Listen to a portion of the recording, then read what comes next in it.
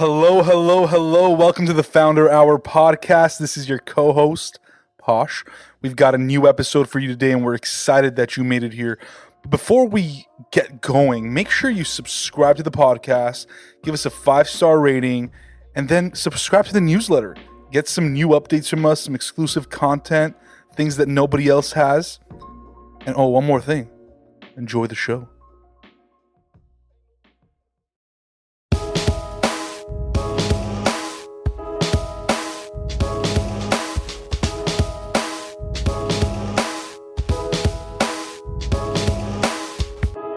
What's up, everyone? Welcome to the Founder Hour podcast. This is your co-host, Posh. I'm Pat. And we're here with Susan Sarich, the founder of SusieCakes. And I have Felix here on my lap. You guys can't see me. Felix Special guest Susie's Felix. Dog. Just hanging out here. Felix, do you want to say anything?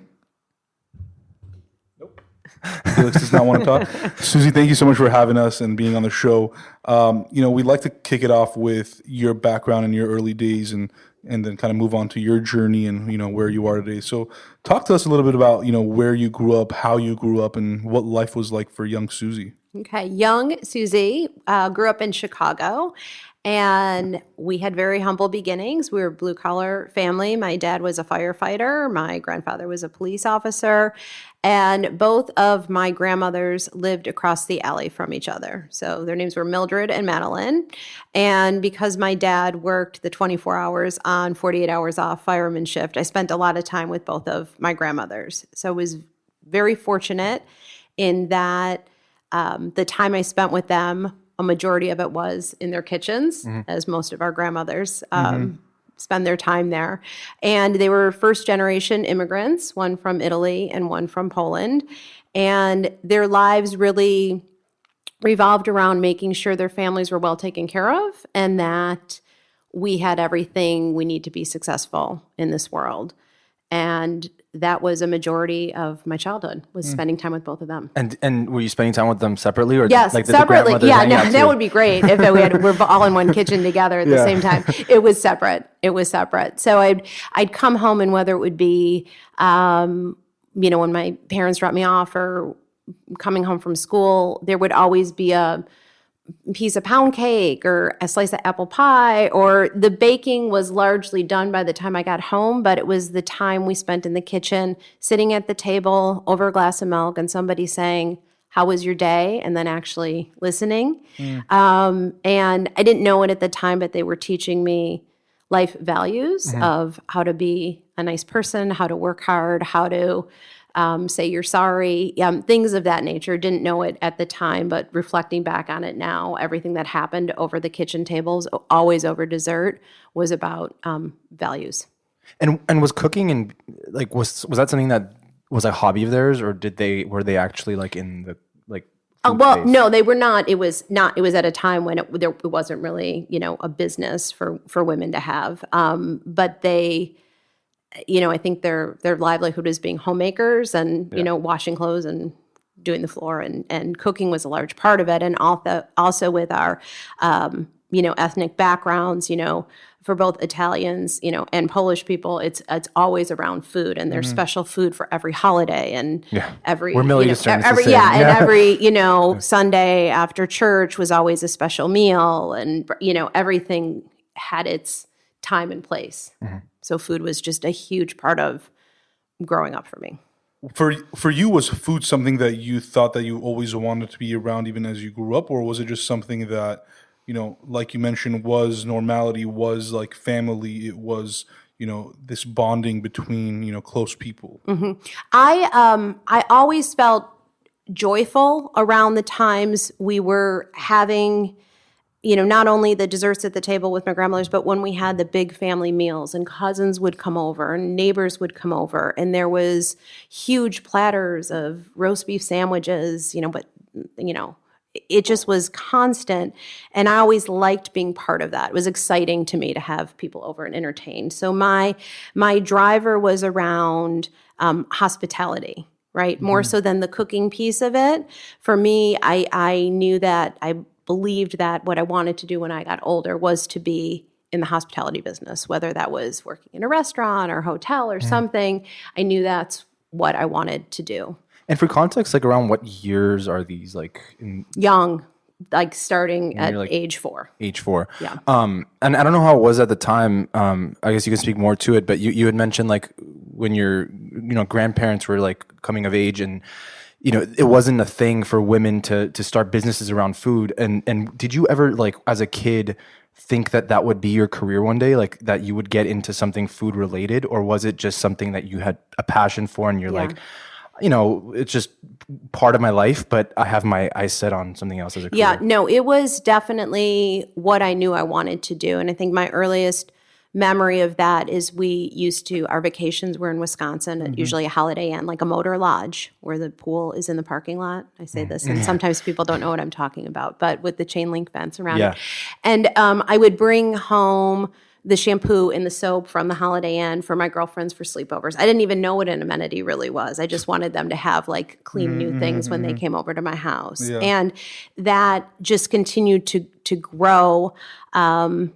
As again, we didn't travel lavishly, but as we traveled, I liked rating. I would rate the lobby. Like I would do things that were very indicative of a hospitality, career in my future. So my goal after high school was to go to college and get a degree in hotel and restaurant management, which is what I did.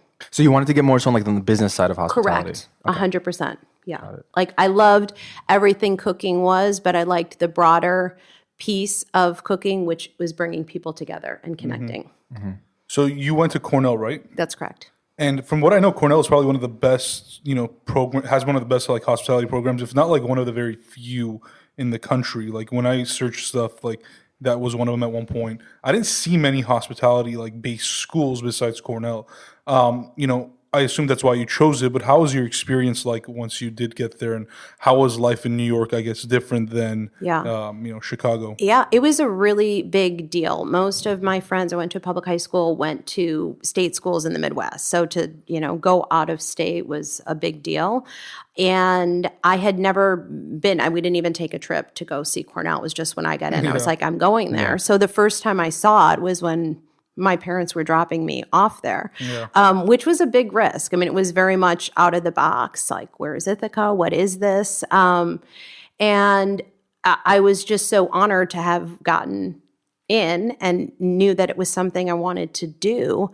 I adored every minute of it. It was classes that were around marketing and finance and human resources and interior design and, food service. And we had culinary classes as well. But it was such a well-rounded, undergraduate business degree, but focusing on hospitality was just, I knew I had found my place. That focus is huge because I did undergrad business too, but it was just business. Right. So like when you don't have like a focus, it's hard to like pinpoint what career path you're going to go down. Most people go into like finance or consulting or something like that. Yeah. But in that case, it's always nice that you have a focus. And every case study was like, okay, now we're going to go to the Marriott in DC and look at how they're implementing a new quality assurance program. And this other case study is about a restaurant in New York City. I mean, it was just spot on.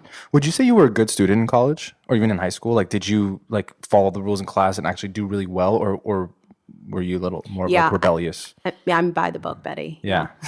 Yeah. Well, the reason I ask is because like a lot of entrepreneurs that we talk to, like they always say that for whatever reason they weren't good students. Yeah. So I'm just curious. Like it's interesting to like that's not really an indicator of like being a good entrepreneur because you on the flip side, like being a part of a system and understanding what the rules are to be able to play that game and do well at it is just as important. So. Yeah.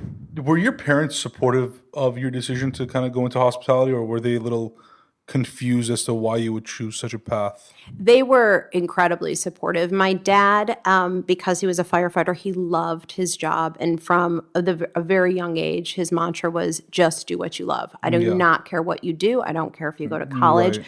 I want you to wake up every morning and be excited about what you do. So they were both very supportive. And I think they were thrilled that I got into an Ivy League school.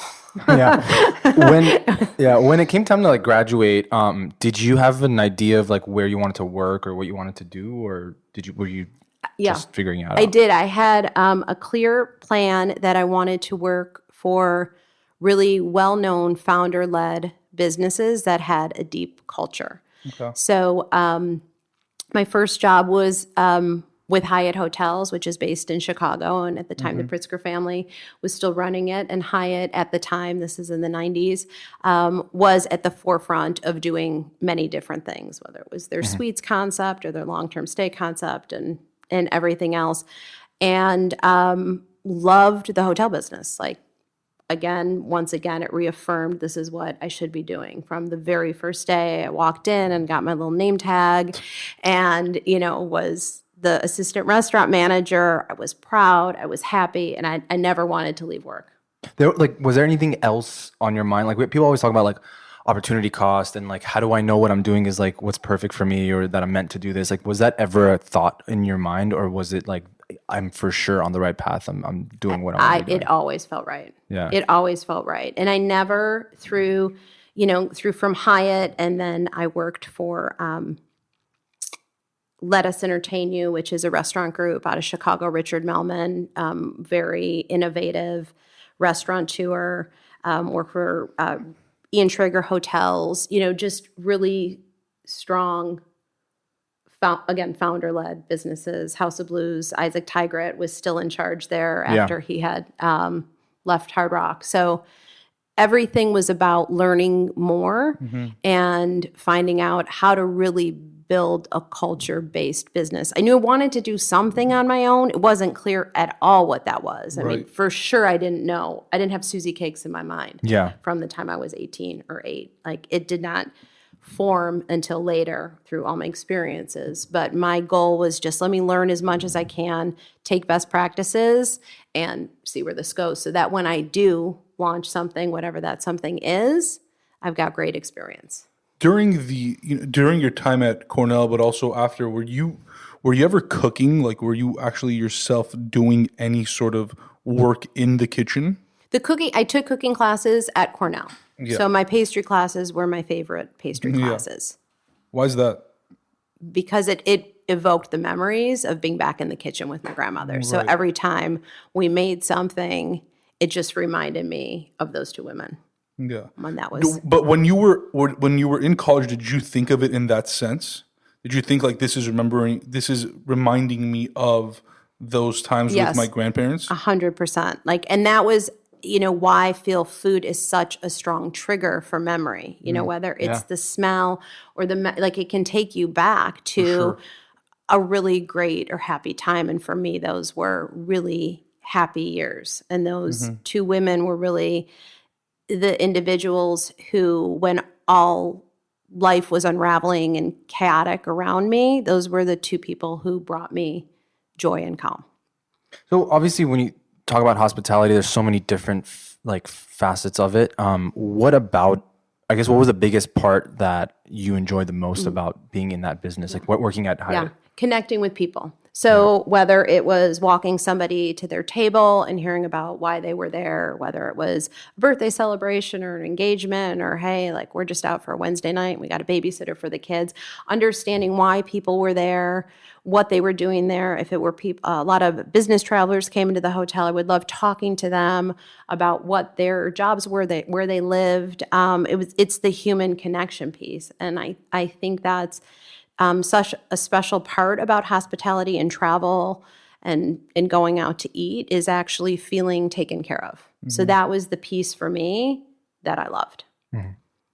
So you said you were at Hyatt and then you had did you have a couple other jobs after that? Yes. What were those? So I worked for Let Us Entertain You for Richard Melman, and that position I was director of catering at the Everest Room, which at the time was a mobile 5-star restaurant. So it was a super fancy French restaurant, 800 wines on the wine list, 16 pieces of silverware at the table. But there I learned high-end fine dining and what that involved. At House of Blues, when I went there, what I learned about is live entertainment venue, huge parties, nightclub, totally different scene. And this is still in Chicago? This is still in Chicago. Yep. And then my time with Ian Traeger was out in San Francisco, and that was in catering sales as well. But it was always in the food side, whether it was catering sales, room service, restaurant management, bar management. It was always front of house. So I guess at what point you had mentioned like you had thought about the idea of running your own business, and that at the time you were just building all these skills that one day would help you out when you did. When did that spark come inside you? Like, was it something that, I know you mentioned like it wasn't something that growing up you were thinking about, but can you like think back to why that inclination was even there? So a number of things happened. So I got the opportunity on this career path to open a restaurant in Portland with my now life and business partner. And he and I had this opportunity somewhere in the course here of my career. And I said, I want to do that because I want to own my own business and I want to see what that's about. And I wasn't highly motivated to say, a French bistro is what I want to do with the rest of my life, but I liked the idea of doing my own thing. So we bought a restaurant. We moved to Portland, again, sight unseen, pretty big risk. We thought we could be big fish in a small pond, right? So we were looking at a secondary market versus opening a restaurant in Chicago or San Francisco where we had been. And it had a huge pastry kitchen. So the driver for me was there was this huge pastry kitchen, and I figured we could open the restaurant and then we could expand and have a catering line or sell cakes on the side or something. I knew there was something more there. I didn't know what it was going to be. And we opened in June, and we hired a great chef, and we were doing 200 plus covers a night. Things were great. And then 9/11 happened, and we went to less than 10 covers a night. And this is an important part of the story because this is the failure part of the story where you learn humility, where you learn how hard you actually have to work to pay the bills and make sure you keep your lights on and make sure you're able to make your payroll and pay your meat guy every week. And so we had this drastic turn of events that we really didn't know when we were going to recover from. But, we had a signed lease and we had obligations. And so we were going to make this work. So we had to lay off a lot of our staff, which was very difficult to do, and really work every element of the business from coming in and starting to answer the phone for reservations at 7 a.m. To doing, to bussing tables. And I was outside on the street literally trying to get people to come in. I felt like, in those restaurants in Europe where they hold the menu up with the pictures, like on the streets in Portland, it was raining. I'm like, please come in. And I was so happy when anybody even would come in to have a glass of wine. It taught me just this invaluable lesson of you can never take any guest for granted ever. Right? Because we went from this massive waiting list, 2-hour wait, full restaurant to nobody coming in.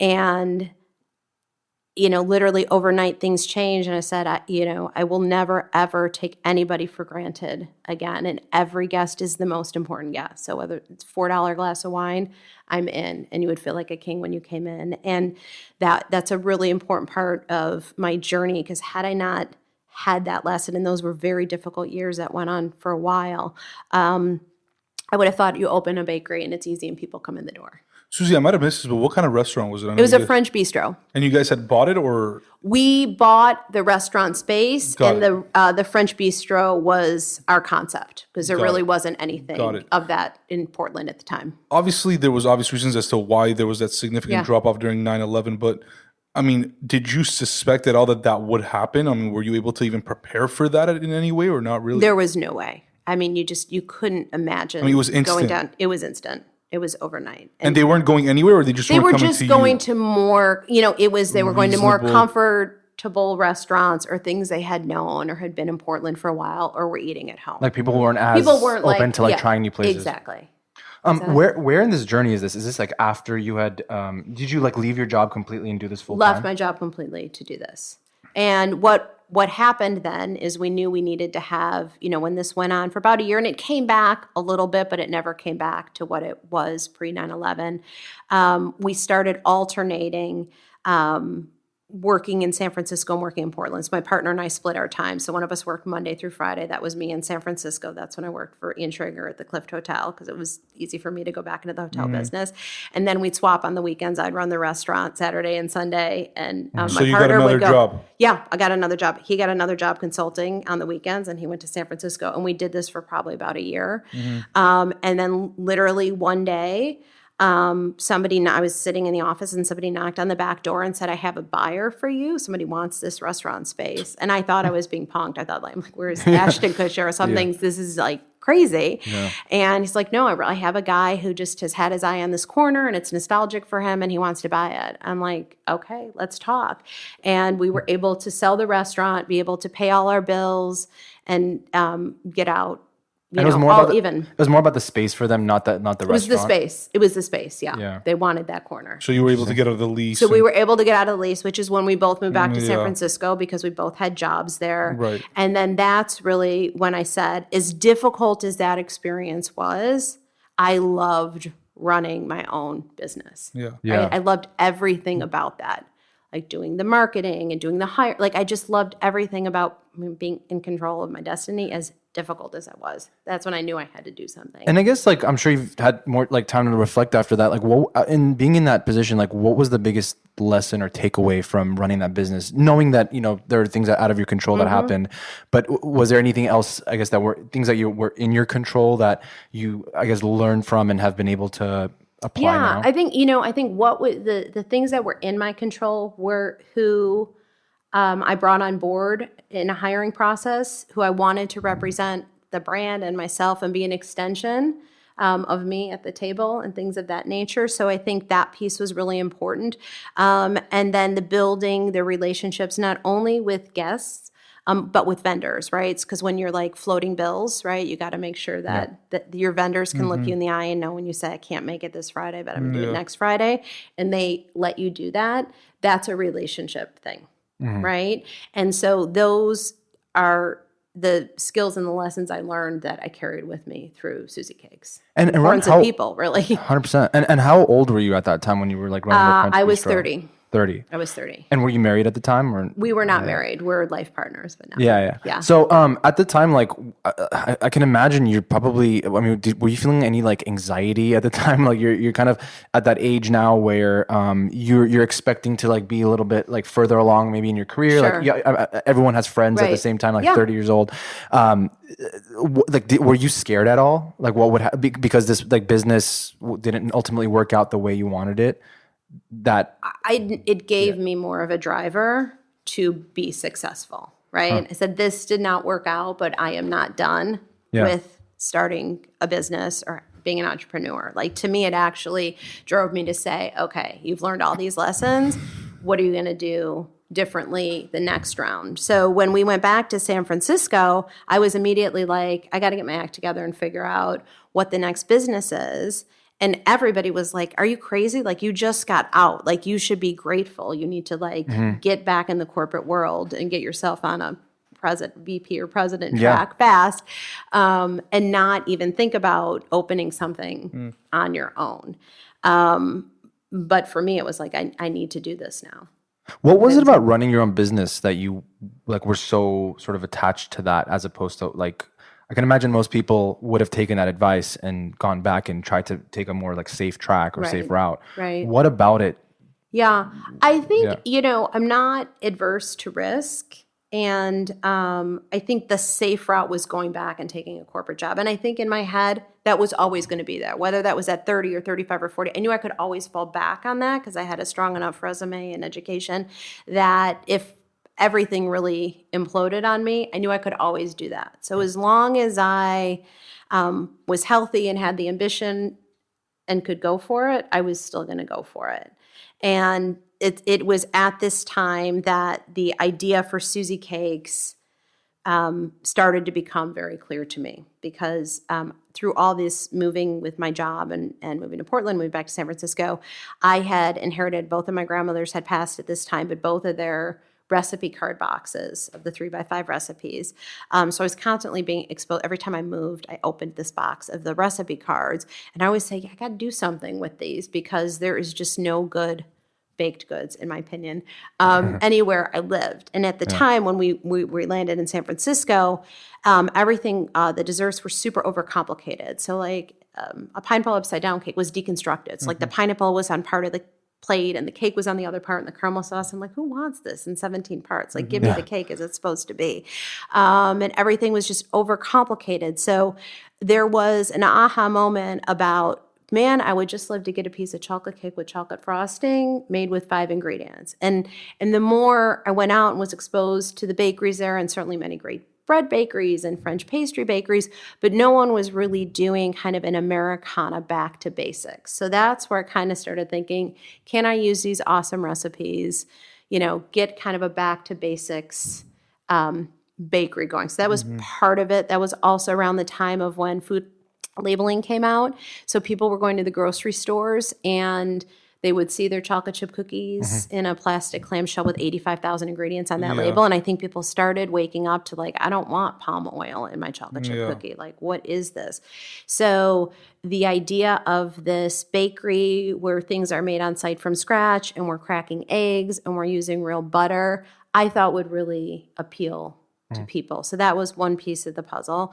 And doing that would also honor both my grandmothers, but really women of that whole generation, the greatest generation who came here, did everything for their families to have opportunities, never complained about a thing, never shared any of their own aspirations because their role was to take care of everybody else. Right. So there was this piece about honoring them. And then, the other piece of the puzzle was really wanting to give women in food service progressive careers without having to sacrifice other areas of their life. Because what I had seen through my career is it was very hard to have a job in a hotel, restaurant, nightclub. You're always working Christmas Eve, New Year's Eve, Easter Sunday, right? All these are days when people are coming out.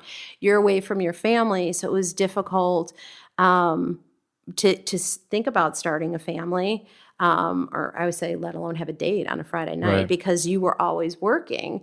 So I saw a lot of really smart and motivated women leave the industry around the age of 30. And the SusieCakes, business model is predicated on how do we have a business that doesn't have to be open 24/7? And like all these pieces kind of came together for me. Susie, before we dive into that, one thing that I was thinking about is, in like entrepreneurship, one of the biggest kind of setbacks that people have, or one of the biggest challenges to being an entrepreneur, is the financial security, right? Like having the money to actually start something. I think there's a lot of great people out there with a lot of great ideas who just might not have, the financial backing to start their idea or whatever it may be. Was that the case for you? And if so, kind of walk us through that. And if not, how did you kind of get to that point of financial security to actually, kind of go full force into SusieCakes? Well, when the idea all came together, the first thing I did was write a business plan, like a really thorough business plan, which involved, how many cakes do I need to sell on Saturday? And how many cakes do I think I could sell? And going to bakeries and counting cars and counting guests. And like the business plan was dialed in. So I knew what I thought the sales were going to be and what I needed to open. I had enough experience to know what it would cost to open, from construction, leasing, all of those things. And started thinking I could just go to a bank and get a loan. Like, I was very naive around that, and went to bank after bank after bank who told me that SusieCakes was a bad idea. Bad idea. People in California don't eat desserts. I mean, people are health conscious. Bankers are telling you this? Bankers, bankers. Yeah. And I even went to the SBA, which, their sole purpose is to help small business owners. And it was a bunch of men around a table. I will never forget this moment in my life. And one of them said, "Susie, baking is a hobby. It's not a business." I said, "Okay. Thank you very much." Which, again, all of these people telling me it was a bad idea. And this is where you're in San Francisco. I'm in San Francisco now, trying to raise money to open SusieCakes in San Francisco, and was just told, no, bad idea. I mean, it was actually kind of crazy. Actually, where did you want to open in San Francisco? Did you have like I was looking. Well, so idea? What the challenge that came in San Francisco? I was looking for. I knew that SusieCakes had to be in a neighborhood where there were kids and dogs and private schools, and because it's a higher end product and a higher price point. So that neighborhood component and community was going to be really integral to the success. So like Pacific Heights was my ideal spot. So at the same time, you're looking for, a lease while you're trying to raise money. It's kind of simultaneously. And because getting a great lease. And the hurdle I had there was SusieCakes was zoned as a fast food restaurant because we prepared food on site, but we had no table service.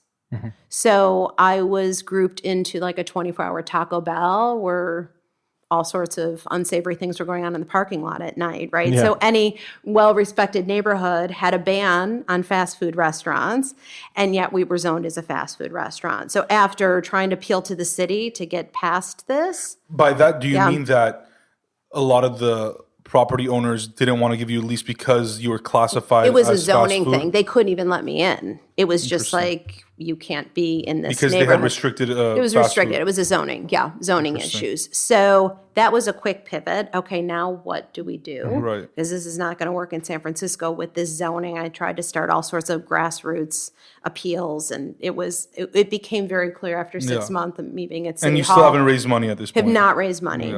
My partner at the time, he was working down in Southern California. We've always been in the restaurant business, so he was doing restaurant consulting in Orange County, and said, "Hey, Suze, I think you should look at Los Angeles for SusieCakes. Like, San Francisco is just not meant to be right now. I think you should come down here." I'm like, I've never even been to Los Angeles. Like, I don't even know what planet you are on right now. Yeah. And he's just like, I think it's better to appeal to 8 million people rather than 800,000. He's just like, just please come down here, take a look. So I came down here, and it seemed like a sound, once I started seeing different neighborhoods, decided, okay, let's give this a run in LA. So he had a stable job, so I was fortunate enough that he was bringing in income. I mean, none of this would even be feasible if I didn't have a supportive partner. And a lot of times people ask me, like, what's the single most important thing when you're trying to open your own business? I'm like, you just need one person who, like, he was able to help financially, but who just really believes in you, right? Like, he could have said, like, this is nuts. Like, we just came off of this whole horrific experience. What are you thinking? But he was like, you've got to do this. It's like in you, and you're drawn to this, and this is what you're meant to do. You need to do this. So started looking for space in Los Angeles, which is when we found the spot in Brentwood.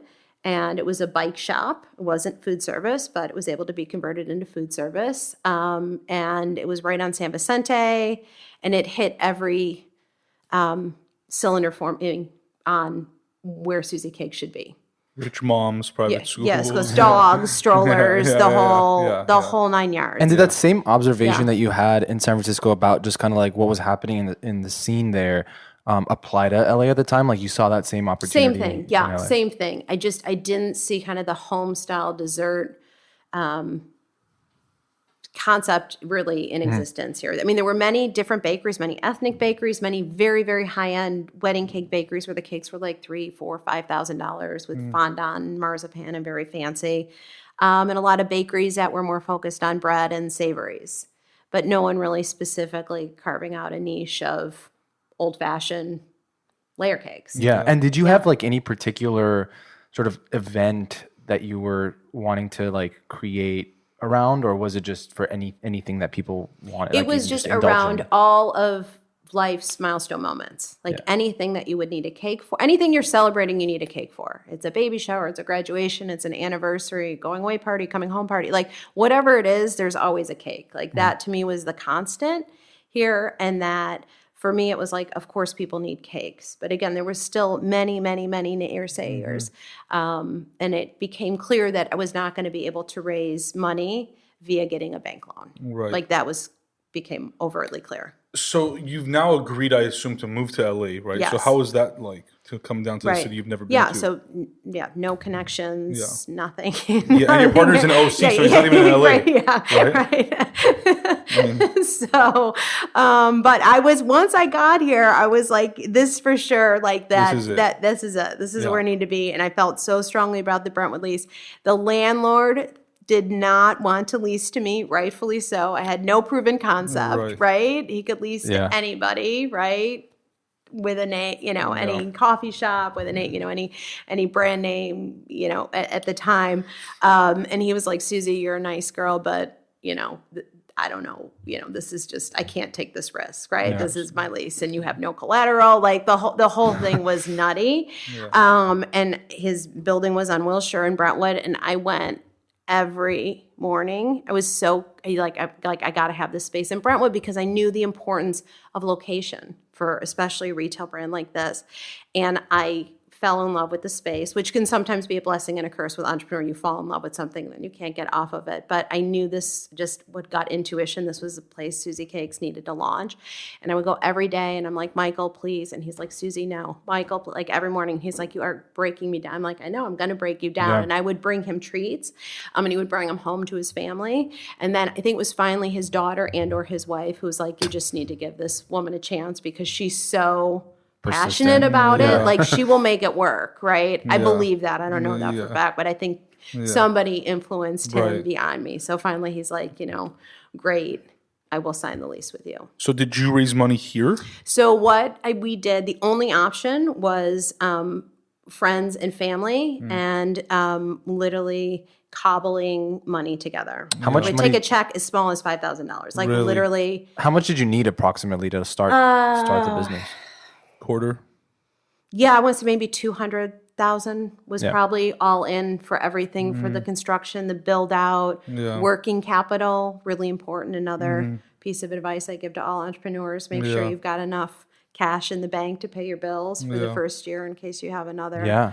And the reason I ask is because I think on the flip side, when it comes to the money equation, I think a lot of entrepreneurs maybe like shy away from pursuing an idea just because they don't have that. But, in that range, it's like, it's possible to just pull together money from, you said, if you have an idea and you really believe in it and people see that, like you can raise that money. But when we're talking like millions and millions of dollars for like, an investment for like some sort of tech company or something, that's a little bit different. But in the few $100,000 range, like if you're not, like if it turns you off and you don't pursue it, then you're probably not even meant to be an entrepreneur. Correct, right. And you've got to be willing then to lose that, right? Exactly, However you raise that, you got to know, you got to give that back to the people somehow. So it was just, again, a lot of breaking people down. I carried my business plan everywhere I went. I talked to my dental hygienist about her cousin in Palm Springs. I mean, it was, I was relentless. I was just working it until we had enough money. I had my mom take out a second mortgage on her house. I mean, it wasn't super safe, but I had enough people believe, again, that if this all went upside down, that I had enough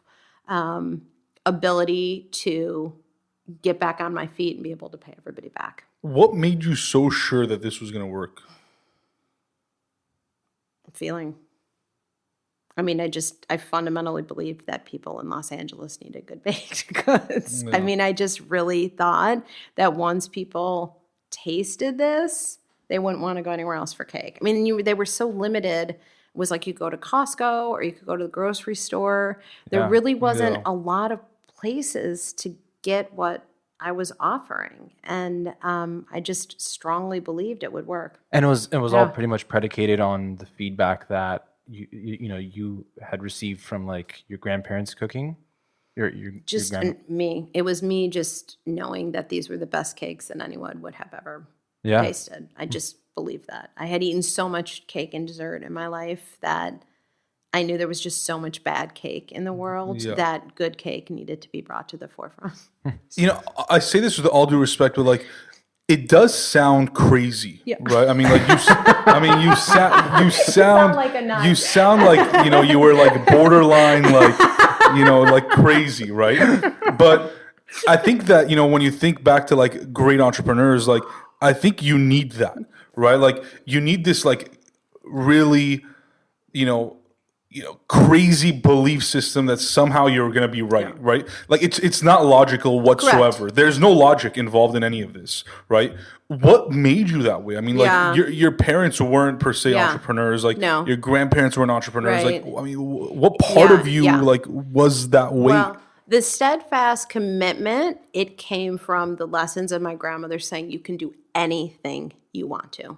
You can do anything you want to. If you believe it and you work at it, and you're nice to people, you can do anything you want. So that reel kept playing in my head. And I thought that I would let them down if I came this far with developing a business model and a name and a logo and a great location like that. I would let these two women down who had done everything for me. And I couldn't not see it through. And then again, this goes back to my partner who said, I would rather see you open this and fail than not do this because you will regret it the rest of your life. And I don't want to live with a person who doesn't see this fulfilled. So he was just like, whatever we need to do to make this happen, because it is so deep in you to make this happen, we're going to make it happen. So around what year was this when you opened up that first store? 19. So was Susie? Wasn't it like so? 06, yeah. 2006. Yeah, 2006. Yeah. Wait a minute. Yeah. So, but like, so this was right before. So I'm curious, like, how that first store went, because this was right before another market crash. Correct. Pretty much. Right. So, explain to us like what happened. So with that's that a great. first- I love that you are asking that question. So we opened in July of 06. Opened the door, had no money for marketing. My whole strategy was to get as much SusieCakes product into as many people's hands and mouths as I possibly could, because again, I knew once they tried it, they would be in. So, first day you open, a few people walk in, what is this? And I'm like, okay, this is, people are just not going to come in the door. So again, crazy person puts cupcakes on a sheet tray, goes out. There's always traffic on San Vicente, knocking on people's windows, on their car doors. Try the cupcake, try the cupcake, try the cupcake. People are like, what is going on? I was kind of hoping like a news channel would pick up on this, passing out cupcakes in Brentwood. Yeah.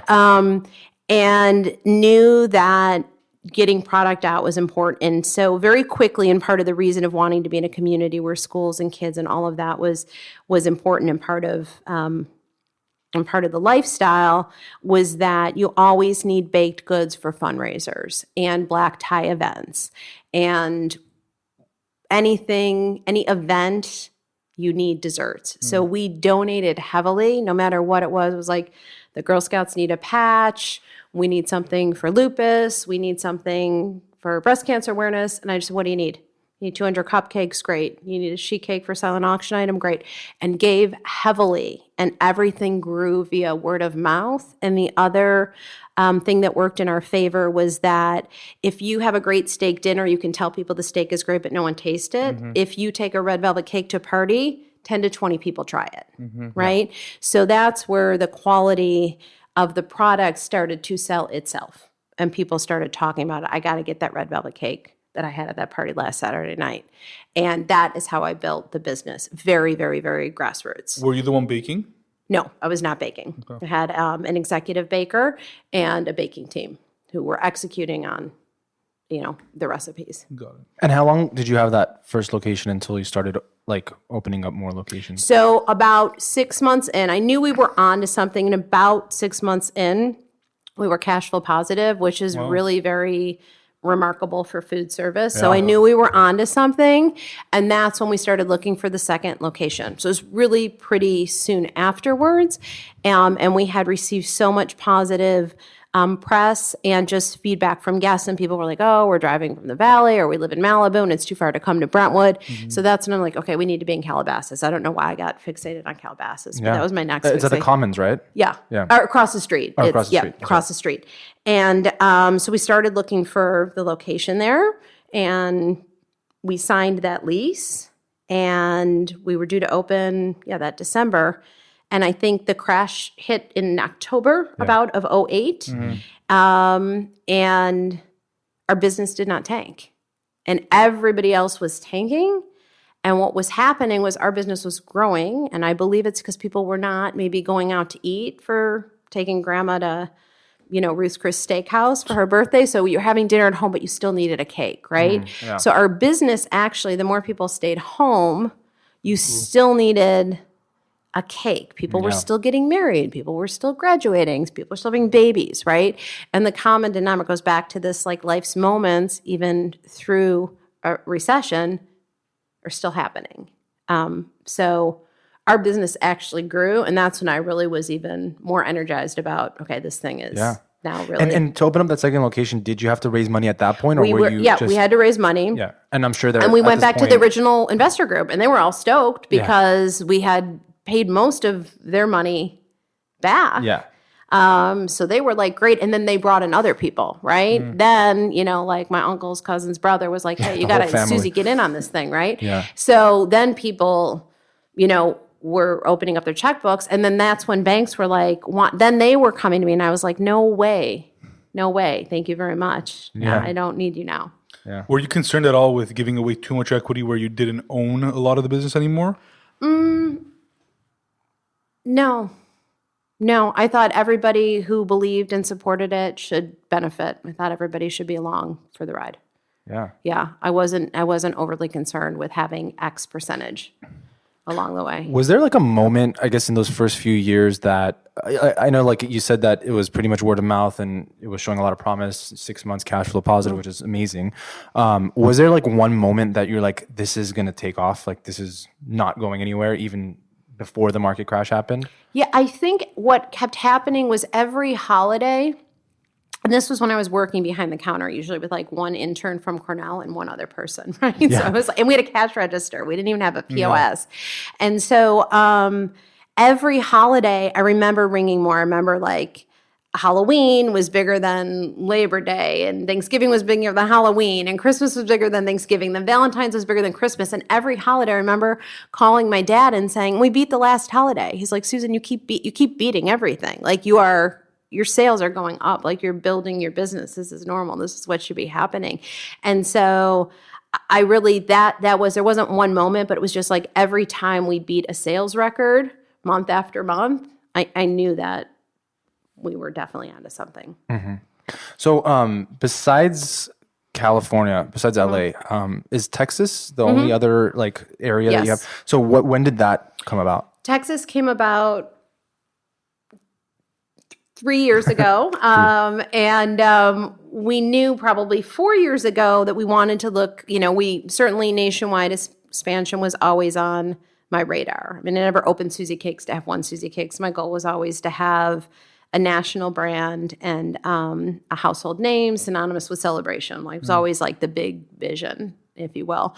And so we started looking, identifying other markets. By that point, we had a lot of demographic research and started to do analytics around these things and plotted the country and said, what looks like all our successful locations in California? And thing generates like, here's 300 cities where you'll be successful. Boca Raton, Greenwich, Connecticut, right? Like it's a lot of cities.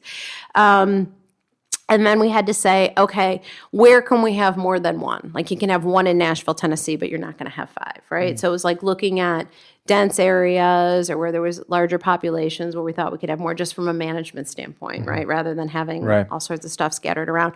And so Texas was our first trip with our broker. And this is a true story. When we got off the airplane, and I had never been to Texas before, and we were at the luggage carousel, and there was a guy trying to get my bag and saying, I'll take it to the curb for you. And I was very skeptical coming from LA that he was going to try to take my bag or something. And I was like, kind of like, no, I got it. I got my bag. And he's like, no, ma'am, I actually just want to help you. Right? And I was like, is this guy for real? And he walked it out to the curb and he set it down. And I was trying to give him a tip. And he said, no, I just wanted to help you with your bag. And I was like, wow, these people are really nice here. And I think I had gotten so jaded, Being in Brentwood. Yeah.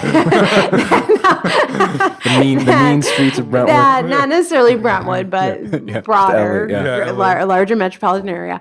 I was like, wow, these people are really nice. And the whole weekend kind of continued like that with a lot of like friendly people and hospitable people and people asking about you and listening and wanting to know what your story was. And I thought this demographic seems to be very family friendly. Again, community focused, family focused, lots of celebrations, big families, big celebrations, big cakes. Everything is bigger in Texas. That's true. Like somebody says, how many, I have 6 people and you say you need a 6-inch cake. They're like, I'll take the 9-inch cake. Like it's just, just a bigger is better. And I felt that they really would connect with the essence of SusieCakes, and our purpose is connecting through celebration, that they just got it. And I just said to the broker, I don't think we need to go to any other cities. I think Texas is the place where we should be. And since then, you have how many locations? So we have 6 now or 5? 6 now? 5. 5. Yeah. Soon to be 6. Soon to be 6. So you're sort of in that expansion process. Are you like, is that just pretty much what it is, like looking for new cities and areas to open up SusieCakes and expand that way? Yes. Yeah. Nice. What's your role these days, with having so many locations? Because it's 6 in Texas or 6 total? Sorry, 5 in Texas. Yes. And then how many in LA? Total in the company is 27, and Got it's it. split all the way from, and the California stores are from San Diego up to San Francisco. So what is your role as in terms of the company? Like, I'm curious, like, what are you like as a leader? Maybe you should ask my team. I think, as a founder CEO, you wear two hats, right? On the founder side, I'm driven by the purpose and the passion I have and what I think SusieCakes stands for, and making sure that we're always following our true north and not steering too far from what we do, right? We're very clear at SusieCakes. It's old-fashioned Americana desserts. We don't do bread. We don't do croissants. You're never going to see a smoothie on the menu at SusieCakes, right? We do one thing and you do it really well. And I have the utmost respect for In-N-Out Burger for that reason. There's a reason you don't get a fish sandwich there. There's a reason you don't get a smoothie at SusieCakes, right? Very clear on what we do. Doesn't confuse it to people. So that the founder side of me keeps that, our compass in the right direction. And the CEO in me is, driven to grow the brand, bring more cakes to more states, figure out, how we can have broader distribution, figure out how to keep simplifying operations, so we can do things more easily. And that's really what my role is these days. When you face any sort of challenges, from a day-to-day in the company, how do you see yourself dealing with those? I go back to, we have values of the business that I had from day one, and they sit on my desk. And when I'm making a difficult decision, I literally go back and I read through the values and say, is my decision based on these values? Is there like an example you could give us? It really becomes very clear. Around a decision, like a tough decision, or like, it doesn't have to be a specific example, but more so like a general, like, problem or issue that comes up that really kind of makes you sit down and think like, I really don't know what to do here. Like, and then you go to your values. Yeah. Like, what is the situation could be anything of, one of our values are, we are good neighbors, right? So you could have a dilemma around, and that's a broader neighbor. It's like our literal next door neighbor, but it's our communities. And if we're having a decision about, where to allocate donations that month or things of that nature, making sure that we're consistently living that value. Yeah. And that's like that's kind of a low-hanging fruit one on that. Sure. But it's around that. Yeah. Yeah, for sure. Where do you see yourself and where do you see this company being in the next couple to 3 years? In 3 years, I see us expanding to the Midwest and the East Coast. And you think that at this point, it's more so just there has been like this equation and you just know exactly what to do and it's become easier to start opening these stores up? Or is it still a challenge every time you do open it? It's still a challenge. It's still a challenge to find the right real estate. I mean, that really is always a crapshoot. Like the demographics can say, yes, this is the right, neighborhood or city, but you've got to be on the right block, on the right corner with the right access.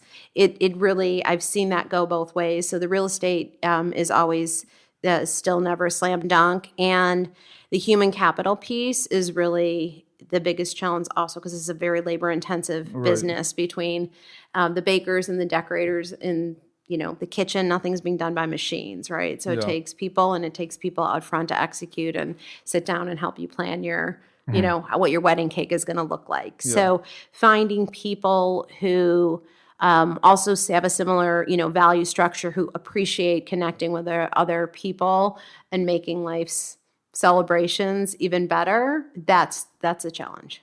One thing I'm curious about is like, you started this in 2006, and since then there's been a lot of different companies that have gone into the sweet and, bakery space. So there's a lot more competition, right? How has SusieCakes dealt with that? Has it even been an issue at all? And, if so, what have those kind of challenges been? I just firmly believe as long as you continue delivering on the product quality and the service level, that you will stay ahead of the game. So that's always been my mantra, and it's worked well for us. And never letting either one of those things slip. Like, don't try to swap out for less expensive butter. Yeah. Don't try to, do the job with less people than you need, because you're going to sacrifice service. And I think our guests have come to expect to get both the quality of product and the service at SusieCakes. I love that because it's something I've thought about recently too. You know, I've seen a lot of new like burger spots pop up just around the city, and it's like you wonder, like, there's so many burger places in town. Why are these places doing so well? And like you said, it's like they're just paying attention to the quality, and they're providing something that someone else clearly isn't getting somewhere else. That's why they're coming there. So that's one way definitely thinking about it. So, well, this has been an awesome conversation. You know, the just kind of like hearing about where the idea was like before '06 and like where you are now, it's pretty awesome to see. So thank you. Yeah, thank you so thank you much for being on the sharing show your and sharing your story. Great.